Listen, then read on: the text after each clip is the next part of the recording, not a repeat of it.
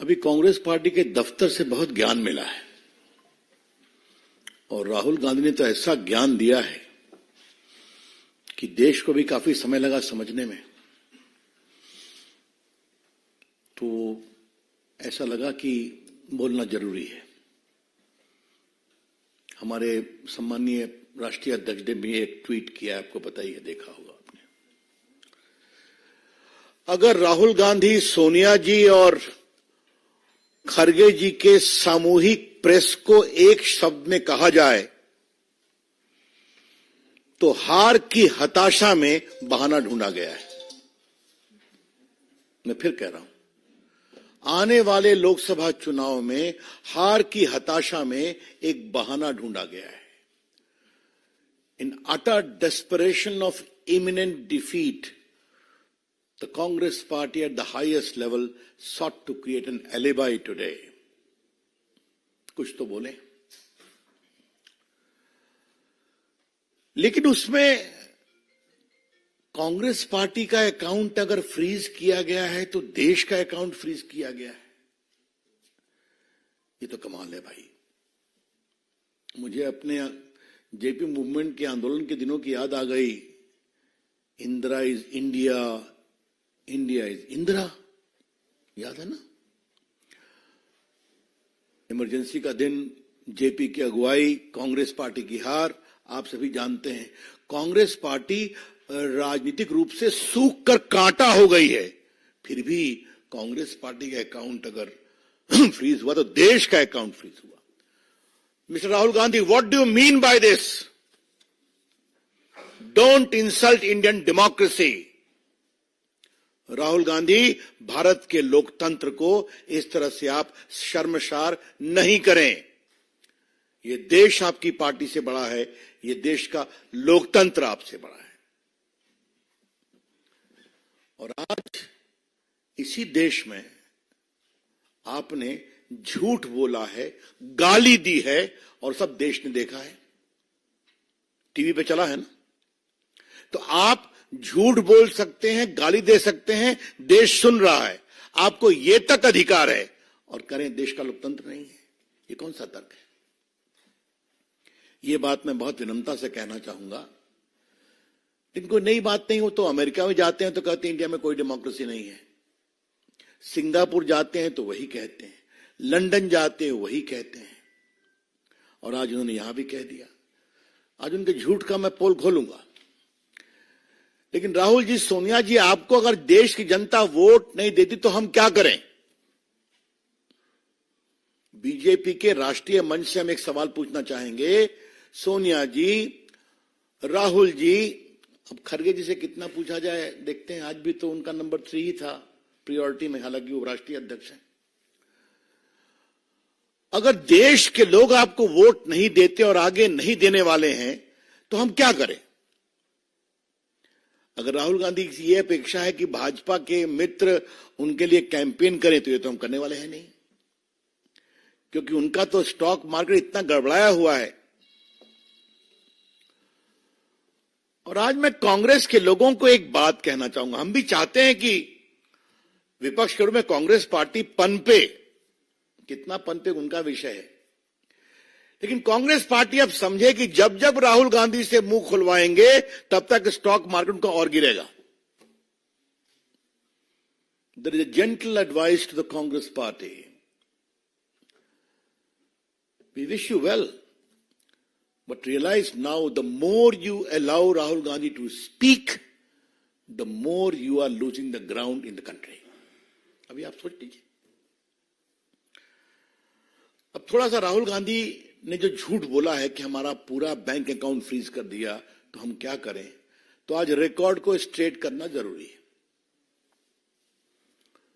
बाकी income tax का विषय है तो सरकार की ओर से बोला जाएगा, लेकिन अल्प ज्ञान समस्या पैदा करता है। राहुल गांधी जी राजनीतिक विषयों पर कितना होमवर्क करते हैं तो आप जानते ही हैं, लेकिन कानूनी विषयों पर भी जब बोलते हैं तो थोड़ी चिंता हो जाती है। इनकम टैक्स एक्ट का एक सेक्शन 13A है जिसमें सही है कि पार्टियों पर इनकम टैक्स नहीं लगता, लेकिन पार्टी को अपना रिटर्न हर साल फाइल करना पड़ता है, जिसमें बताना पड़ता है कि 20,000 तक कितने हमारे डोनर्स हैं, 20,000 से ऊपर कितने डोनर्स हैं। और अगर आपने ये नहीं फाइल किया हर असेसमेंट ईयर में, तो आपका ये एग्जम्पशन खत्म हो जाता है। ये है section 13A। Let me repeat, under the Income Tax Act section 13A, there is a clear provision that the political party is exempted from income tax, provided they file their return every year as to how much money has come of 20,000 rupees and duly certified auditor's report as to how much they had received from big donation. If you don't do it, you lose that exemption. ये बहुत basic चीज है जिसको समझना चाहिए। अब थोड़ा हम आपको बता दें कि ये जो चिल्ला रहे हैं, 6/7/21 को असेसमेंट ईयर 18-19 के लिए ऑर्डर पास हुआ कि उन्होंने रिटर्न फाइल नहीं किया था। तो रिटर्न फाइल नहीं किया तो एग्जम्पशन खत्म हो गया। एग्जम्पशन खत्म हो गया तो 105,17,29,635 रुपए का डिमांड रखा गया। और मैं आपको बता दूं, इनकम टैक्स एक्ट में धारा 220, धारा 221 में इस बात का पूरा प्रावधान है। कलेक्शन एंड रिकवरी 10 सेक्शन है। कैसे कलेक्शन होगा, कैसे रिकवरी होगी, सर्टिफिकेट होगा, पेनाल्टी लगेगी, मैं पढ़ नहीं रहा हूं, but there is a inbuilt mechanism, तो उसका टैक्स का प्रोसेस है। आईटीओ ने नहीं किया तो आप अपील में जाएंगे, अपील ने नहीं किया तो आप कमिश्नर के यहाँ जाएंगे, कमिश्नर ने नहीं किया तो आप ट्राइब्यूनल में जाएंगे, ट्राइब्यूनल नहीं किया आप हाई कोर्ट जाएंगे, सुप्रीम कोर्ट जाएंगे। इससे ना संजय मयूख को मतलब है, डॉक्टर पात्रा को मतलब है, ना मुझे मतलब है, ना भाजपा को मतलब है। This is a routine tax process. और राहुल गांधी ने सफेद झूठ क्यों बोला है, यह आज देश को भाजपा के राष्ट्रीय मंच से जाना जरूरी है। हर जगह उनका स्टे रिजेक्ट हुआ, उस पेनाल्टी में अकाउंट फ्रीज हुए, टैक्स नहीं दिया, और झूठ बोले आज। अब देखिए, इन्होंने जब इनको पेनाल्टी लगी तो ये सीआईटी अपील के यहां गए, ये स्टे एप्लीकेशन रिजेक्ट हो गया। इस बात को समझिए। इसलिए अब बिल्कुल रीजन ऑर्डर पर गया। उसके बाद फिर ये गए सीआईटी के यहां, कमिश्नर अपील के यहां, वहां भी रिजेक्ट हो गया। इनका देखा गया 135 crore tax plus interest add किया गया। फिर आईटीएटी जो इनकम टैक्स ट्राइब्यूनल है, उन्होंने इनका स्टे पिटीशन डिसमिस कर दिया। अब इसके खिलाफ ये हाई कोर्ट गए और माननीय दिल्ली उच्च न्यायालय ने 13 मार्च को वो भी रिजेक्ट कर दिया। और 13 मार्च को क्या कहा, जरा वो हम बताना चाहते हैं थोड़ा मित्रों के लिए।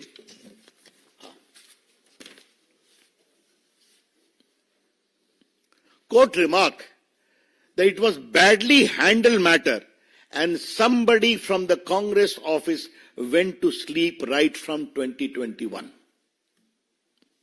Merely because someone chose to wake up and put you on notice in February will not change those facts.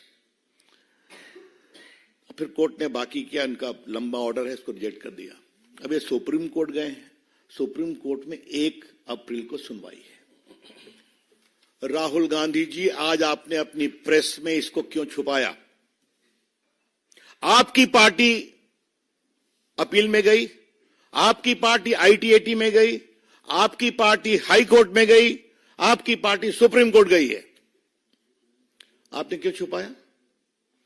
और जैसा हमने बताया, इनकम टैक्स में इस बात का प्रावधान है कि अगर आपके पास ड्यू है, आप ड्यू नहीं देंगे तो रिकवरी में आपका बैंक अकाउंट फ्रीज हो सकता है। और जहां तक मेरे को स्मरण आता है कि लियन 135 करोड़ का इनके बैंक अकाउंट पर कोर्ट ने डाला था कि आप 135 करोड़ मत छूइए, बाकी ऑपरेट करिए। देखिए समस्या क्या है, कांग्रेस पार्टी हिसाब किताब रखना भूल गई है। कोई दिक्कत नहीं है उसमें। जो हमारे वरिष्ठ पत्रकार बैठे हैं उनको याद होगा, कांग्रेस के एक अध्यक्ष होते थे, न खाता न बही, जो डॉट डॉट कहे वो सही। याद होगा लोगों को, मैं नाम नहीं ले रहा हूं, मैं नाम नहीं लिया। तो ये हो गया। अब मैं आपसे कहना चाहता हूं कि ये उनका 94-95 में 53 करोड़ लगा था, और उसके बाद बाकी भी इनका 14-15 से 20-21 मैंने बता दिया। और ये सारी बातें जो चल रही हैं, इलेक्टोरल बॉन्ड्स पर भी कहा है, बाकी कहा है, मेरे डॉक्टर पात्रा उस पर बोलेंगे, क्योंकि बहुत धन्यवाद। हाँ, बस 2 मिनट और। Don't become impatient like Rahul Gandhi. Of course not, sir. Cool. तो मैं कह रहा था कि ये क्या मतलब है इसका, कितना झूठ बोलेंगे राहुल गांधी आप। और आज राहुल गांधी ने कोर्ट के बारे में कहा है, इलेक्शन कमीशन के बारे में कहा है, मीडिया के बारे में कहा है, सब चुप हैं। Rahul Gandhi ji, please apologise for castigating these institutions. आप कोर्ट गए हैं ना, दिल्ली हाईकोर्ट में रिजेक्ट हुआ है ना आपका, सुप्रीम कोर्ट में 1-4 को सुनवाई है ना आपकी, आप ITAT अपील में गए ना, आप ट्राइब्यूनल में गए ना, तो आप कोर्ट के प्रोसेस में गए कि नहीं गए? तो आप कैसे कह रहे हैं कि कोई सुनवाई नहीं हो रही है आपके? वैसे क्या कहा जाए, मैं तो आपसे कई बार बात कर चुका हूं, इस परिवार ने किस तरह से नेशनल हेराल्ड की 5,000 करोड़ की संपत्ति हथिया ली, वो भी केस चल रहा है, चर्चा कर चुके हैं कि बिना सिर्फ 50 लाख के इन्वेस्टमेंट पर 5,000 करोड़ की संपत्ति परिवार ने ले ली, जिस ट्रस्ट में सोनिया जी और राहुल गांधी के 76% शेयर थे। तो मित्रों, मुझे लगा कि देश को यह बताना जरूरी है।